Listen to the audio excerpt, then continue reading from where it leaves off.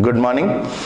हम लोग कॉन्स्टिट्यूशन पढ़ रहे हैं और लास्ट क्लास में हम लोग ने सिटीजनशिप एक्ट 1955 देखा। पार्ट 2 जो है उसमें आर्टिकल 5 से लेकर 11 जो थे उनको हम लोग ने नहीं पढ़ा था, हम लोग ने डायरेक्टली सिटीजनशिप एक्ट 1955 पढ़ा था। और आज हम लोग पार्ट 3 में फंडामेंटल राइट्स पढ़ेंगे। फंडामेंटल राइट्स हमारे कॉन्स्टिट्यूशन का सबसे इंपॉर्टेंट पार्ट है and it has been rightly said as Magna Carta of Indian constitution. एक हम लोग को यह भी ध्यान में रखना है कि fundamental rights have been added into the constitution on the recommendation of an advisory committee under Sardar Patel. Constituent assembly ने एक एडवाइजरी कमेटी बनाई सरदार पटेल के अंडर में और उस कमेटी ने रिकमेंड किया फंडामेंटल राइट्स का इंक्लूजन। 1935 के एक्ट और हमारे संविधान में सबसे बड़ा डिफरेंस जो है वो यही फंडामेंटल राइट्स से आता है। फंडामेंटल राइट्स हमारे कॉन्स्टिट्यूशन में क्यों है? They are just to promote political democracy in India. वो are considered to be essential for the attainment of moral, social, political, spiritual development of the individuals. तो लोग अपना मॉरल स्टेटस अचीव कर सकें, लोग अपना स्पिरिचुअल डेवलपमेंट कर सकें, इन सब बातों के लिए फंडामेंटल राइट्स का होना जरूरी है। क्योंकि अगर फंडामेंटल राइट्स नहीं होंगे तो जो एग्जीक्यूटिव है वो फिर अनकंट्रोलेबल होगा। तो ये फंडामेंटल राइट्स जो हैं they act as restriction on the power of state. ये राज्य की पावर्स को रिस्ट्रिक्ट करते हैं, एग्जीक्यूटिव की पावर को रिस्ट्रिक्ट करने के लिए है। फंडामेंटल राइट्स टोटल होते हैं 6। वो आर्टिकल 14 से हम लोग शुरू करते हैं। आर्टिकल 12 जो है वो हमको स्टेट की डेफिनेशन बताता है। Definition of state. स्टेट की डेफिनेशन में state is that authority which has the power of making laws as well as of implementing them. कानून बनाने और उनको इम्प्लीमेंट करने का जिसको अधिकार है वो स्टेट है। स्टेट में नॉर्मली हम लोग इंक्लूड करते हैं government of India, parliament, government of a state, state legislature, local bodies, panchayat, municipalities,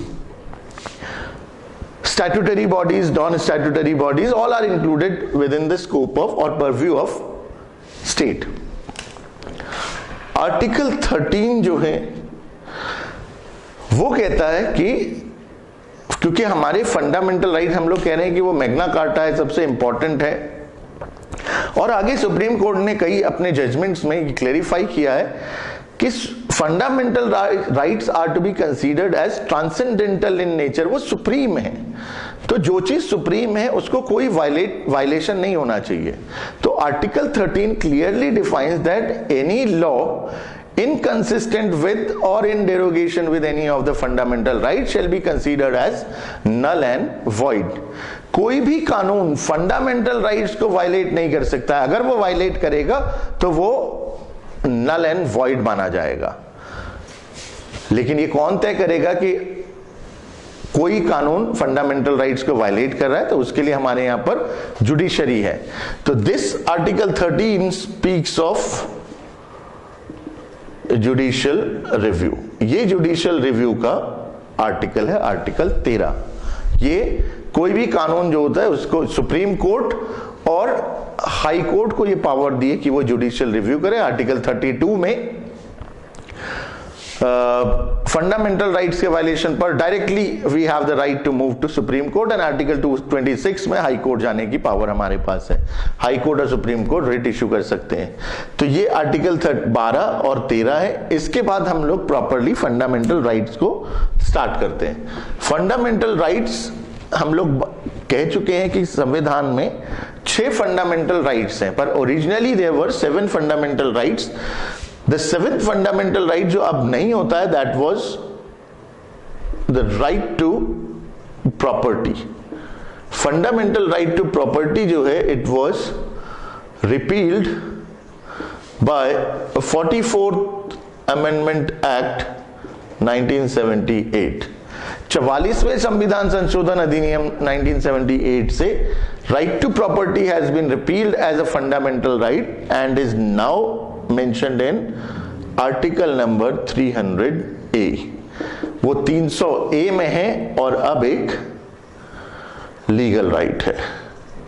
ये हमारा लीगल राइट है, पहले फंडामेंटल राइट होता था, अब लीगल है और 300A में है, ये ध्यान में रखना है। कौन से अमेंडमेंट एक्ट से हटा है? 44th अमेंडमेंट एक्ट 1978 से, और अब आर्टिकल 300A में है fundamental right to property. 6 fundamental rights जो बचे हुए हैं उनमें सबसे पहले है right to equality. Right to equality article number 14 से लेकर के 18 तक में है। Article 14 to 18 contain the right of equality, right to equality. Article 14 बताता है कि state shall not deny any person equality before law and equal protection of law. State क्या करेगा? स्टेट किसी भी इंसान को with in the territory of India shell not deny equality before law and equal protection of law. दोनों बातें एक जैसी लगती हैं, बस हल्का सा फर्क है। इक्वालिटी बिफोर लॉ का मतलब होता है कि no person is above law, कोई भी कानून से ऊपर नहीं है। And equal protection of law का मतलब है कि सिमिलर सर्कमस्टांसेस में 2 different persons would be treated alike. अगर कोई 2 अलग अलग लोग एक जैसा ऑफेंस करते हैं तो उनको एक जैसा ट्रीटमेंट मिलेगा। इक्वल प्रोटेक्शन ऑफ लॉ बताता है। आर्टिकल 14 या फिर हमारे जो फंडामेंटल राइट्स हैं वो एब्सोल्यूट नहीं होते, there is exception in article 14। सब लोग कह रहे हैं कि कानून के सामने बराबर है, लेकिन आर्टिकल 361 इम्यूनिटी देता है टू प्रेसिडेंट एंड गवर्नर, और इसके अलावा हिंदुस्तान में मौजूद जो फॉरेन डिप्लोमेट्स होते हैं उनको भी इम्यूनिटी होती है कि वो कानून में सबकी तरह बराबर नहीं होते हैं। तो ये आर्टिकल 14 एब्सोल्यूट राइट नहीं होता है। वैसे आर्टिकल 15 है। आर्टिकल 15 क्लियरली कहता है कि there shall be no discrimination against any person और any citizen on the grounds of caste, religion, sex, place of birth और एनी ऑफ देम। तो इन ग्राउंड्स पर कोई डिस्क्रिमिनेशन नहीं होगा।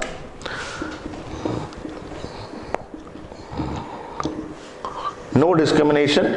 लेकिन 15 क्लॉज 3 कहता है कि nothing in this article 15 shall prevent the state from making special provisions for women and children. ऊपर लिखा है कि डिस्क्रिमिनेशन नहीं होगा, लेकिन स्टेट जो है महिलाओं और बच्चों के लिए स्पेशल प्रोविजन बना सकता है, वो इक्वालिटी के राइट का वायलेशन नहीं होगा। Article 15 clause 4 first amendment act 1951 से ऐड हुआ था। इसमें क्लियरली मेंशन है कि स्टेट जो है वो एजुकेशनली और सोशली बैकवर्ड क्लासेस के लिए स्पेशल प्रोविजंस बना सकता है। तो ये फंडामेंटल राइट टू इक्वालिटी का वायलेशन नहीं होगा। आर्टिकल 15 क्लॉज 3, 15 क्लॉज 4 में प्रोविजंस हैं। आर्टिकल 16 जो है वो इक्वालिटी की बात करता है इन मैटर्स ऑफ पब्लिक एम्प्लॉयमेंट, लेकिन आर्टिकल 16 के क्लॉज 3 में मेंशन है कि स्टेट जब कभी एम्प्लॉयमेंट की बात होती है तो उस पर्टिकुलर टेरिटरी में एक पर्टिकुलर टाइम के लिए रेजिडेंस को कंपलसरी बना सकता है। जैसे हम लोग कहते हैं कि किसी स्टेट में डोमिसाइल की डिमांड होती है किसी नौकरी के लिए, वो रेजिडेंस की बात जो हो रही है वो क्लॉज 3 में 16 क्लॉज 3 में मेंशन है। This not a violation of article 16। और 16 क्लॉज 4 में reservation for SCs and STs की बात है, तो ये भी संविधान का उल्लंघन नहीं माना जाता है। तो क्लियरली मेंशन है कि वैसे सब लोग बराबर हैं इन मैटर्स ऑफ पब्लिक एम्प्लॉयमेंट, लेकिन अगर डोमिसाइल की डिमांड होती है या फिर कहीं पर एससीज एसटीज के लिए रिजर्वेशन की बात होती है तो these two are not the violation of article 16। Article 17 जो है वो इंपॉर्टेंट है, डायरेक्ट क्वेश्चन पूछते हैं इस पर। Abolition of untouchability. Abolition of untouchability. Untouchability हमारे देश में is abolished under Article 17. Its practice in any form shall be a punishable crime under the Protection of Civil Rights Act. Protection of Civil Rights Act 1976. Normally क्या होता है कि fundamental rights को implement करवाने के लिए कोई कानून की जरूरत नहीं होती है, वो अपने आप इंप्लीमेंट होते हैं। लेकिन आर्टिकल 17 जो है उसमें छुआछूत जो हमारे देश में बड़ी बीमारी है वो अनटचेबिलिटी को अबॉलिश मान करा जाता है आर्टिकल 17 से, और it has been prohibited under this act. ये एक पनिशेबल क्राइम है, अगर कोई इस तरह का काम करेगा तो उसको पनिशमेंट मिलेगा protection of civil rights act 1976 से। ठीक है, high court is the only competent authority to grant bail in case of the violation of this act. Article 17 के बाद आर्टिकल 18 आता है। आर्टिकल 18 में abolition of titles.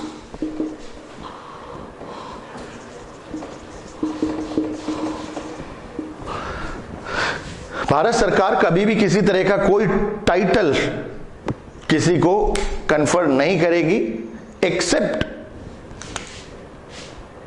Of military and academic distinction. Military और academic distinction के title दिए जा सकते हैं, जैसे एवीएसएम, पीवीएसएम, सेना मेडल, परम विशिष्ट सेवा मेडल, ये सब दिया जा सकता है। एकेडमिक डिस्टिंक्शन के डॉक्टरेट्स और ये सब अवार्ड करी जा सकती हैं। इसके अलावा भारत सरकार कभी भी किसी तरह का कोई टाइटल किसी को भी नहीं देगी। इसमें प्रोविजन थोड़े से ये भी हैं कि कोई भी अगर फॉरेनर भी इंडिया में है under the service of government of India और government of any other state, वो भी कोई टाइटल नहीं लेगा, नंबर 1। नंबर 2, अगर किसी इंडियन को बाहर फॉरेन में कोई टाइटल मिलता है तो वो भी उसको एक्सेप्ट नहीं करेंगे without the permission of government of India. ठीक है, तो ये ध्यान में रखना है। 14, 15, 16, 17, 18 जो है वो राइट टू इक्वालिटी है, इक्वालिटी के राइट से फंडामेंटल राइट। पहला राइट था राइट टू इक्वालिटी, दूसरा राइट है राइट टू फ्रीडम।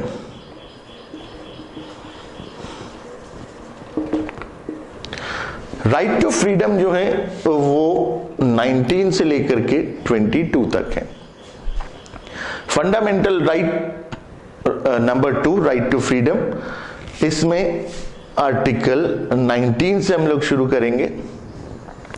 आर्टिकल 19 जो है वो हमारे protection of rights regarding certain freedoms, कुछ हमारे फ्रीडम्स हैं जो आर्टिकल 19 जिसको प्रोटेक्शन देता है। ये फ्रीडम जो आर्टिकल 19 में मेंशन्ड है दे वर टोटल 7 इन नंबर ओरिजिनली। एक उसमें फ्रीडम ऑफ प्रॉपर्टी भी था, राइट टू प्रॉपर्टी जो था वो यहां पर भी मेंशन था, पर हम लोग उसे पहले मेंशन कर देंगे, यहां कर चुके हैं, यहां पर भी मेंशन कर देंगे बारी। तो 19 clause 1 A B C D E F G ऐसे करके वो टोटल 7 होते थे, जिसमें से एक जो है वो रिपील हो चुका है। इनको हमें इसी ऑर्डर में ध्यान रखना है। इस पर पीछे मैच द कॉलम में भी क्वेश्चन आया है और ये बहुत इंपॉर्टेंट माना जाता है। Article 19 clause 1 A freedom of speech and expression. हमारे संविधान में संविधान हमको स्पीच और एक्सप्रेशन का आजादी का अधिकार देता है, वो आर्टिकल 19 क्लॉज 1A। हमारे यहाँ फ्रीडम ऑफ प्रेस नहीं होता, ये मानते हैं कि फ्रीडम ऑफ प्रेस यही है। Article 19 clause 1B, freedom to assemble peacefully and without arms. कोई हथियार के बगैर आप कहीं पर भी पीसफुली असेंबल हो सकते हैं। Number 3, freedom to form unions और एसोसिएशंस। आपको कोई भी फ्रीडम है कि आप कोई भी एसोसिएशन फॉर्म करें, कोई भी यूनियन फॉर्म करें। हिंदुस्तान एक देश है, तो हमको 19 क्लॉज 1D पूरे देश में कहीं भी फ्रीली मूव करने का राइट देता है। Move freely through out the territory of India.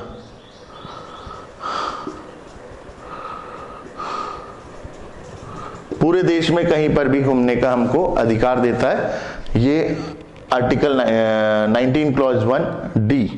इसके अलावा क्लॉज E हमको देश में कहीं पर भी बसने का अधिकार देता है। फ्रीडम टू reside और settle in any part of the territory of India। किस देश के किसी भी पार्ट में हम रिजाइड कर सकते हैं। क्लॉज 1F जो है वो प्रॉपर्टी वाला राइट होता था, और ये अब रिपील्ड है। ये अब हमारा फंडामेंटल राइट नहीं है। इसके अलावा हमारे को 6th जो फ्रीडम है वो फ्रीडम है freedom to practise any profession. कोई सा भी प्रोफेशन हम लोग प्रैक्टिस कर सकते हैं, कोई भी ट्रेड ऑक्यूपेशन कैरी करें, इसका हमको पूरा अधिकार होगा। लेकिन जैसे हम लोग ने पहले ही कहा था, फंडामेंटल राइट्स एब्सोल्यूट नहीं होते हैं। फंडामेंटल राइट्स पर स्टेट रिस्ट्रिक्शन इंपोज कर सकता है। रिस्ट्रिक्शन इंपोज इन 19 के फ्रीडम में जो 6 फ्रीडम है इस पर भी होते हैं। स्टेट को राइट होता है कि वो इन 6 फ्रीडम्स पर रीजनेबल रिस्ट्रिक्शंस इंपोज करे on the grounds of law and order, on the grounds of friendly relations with foreign states, on the grounds of freedom of press। ये इस तरह की morality है या फिर contempt of court है, इन grounds पर state जो है वो reasonable restrictions impose कर सकता है। reasonableness of the restrictions is decided by the court। court तय करता है कि वो restriction reasonable है या नहीं है। आर्टिकल नंबर 20 जो है वो हमको जब कन्विक्शन होता है किसी ऑफेंस के लिए, कोई अगर कोई क्राइम करता है या ऑफेंस करता है तो उसमें प्रोटेक्शन हम लोग को, जब कन्विक्शन होती है, protection in case of conviction for offences. कोई भी क्राइम हमने किया हो उसमें अगर हमारा कन्विक्शन हो रहा हो तो वहां पर कुछ प्रोटेक्शन हम लोग को मिली हुई है। प्रोटेक्शन 3 तरीके से मिलती है, ये इंपॉर्टेंट आर्टिकल है बहुत। 20 और 21 जो होते हैं वो सबसे इंपॉर्टेंट माने जाते हैं। 20 आर्टिकल 20 में क्लॉज 1 जो है वो कहता है कि एक्स पोस्ट फैक्टो लेजिस्लेशन ये प्रोहिबिटेड होगा। एक्स पोस्ट फैक्टो का मतलब है, या फिर इसको रेट्रोस्पेक्टिव क्रिमिनल लेजिस्लेशन भी कहते हैं। कोई भी कानून हमारे यहां पर रेट्रोस्पेक्टिव क्रिमिनल कानून लॉ जो होता है वो रेट्रोस्पेक्टिव नहीं होता है। इसका मतलब ये है कि penalties can not be imposed on later established law. Later established law मतलब अगर हमने आज कोई क्राइम या ऑफेंस किया तो हमें सजा आज के ही कानून से मिलेगी, आगे कोई नया कानून बना करके हम पर सजा नहीं लगाई जा सकती है।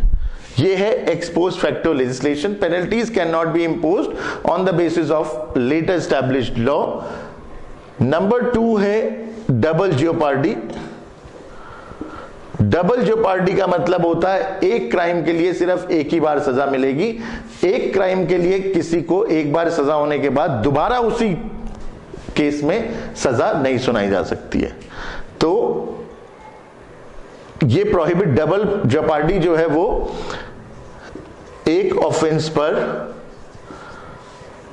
एक ही बार prosecution, person cannot be prosecuted again in a subsequent proceeding for the same offense। और तीसरा होता है टेस्टिमोनियल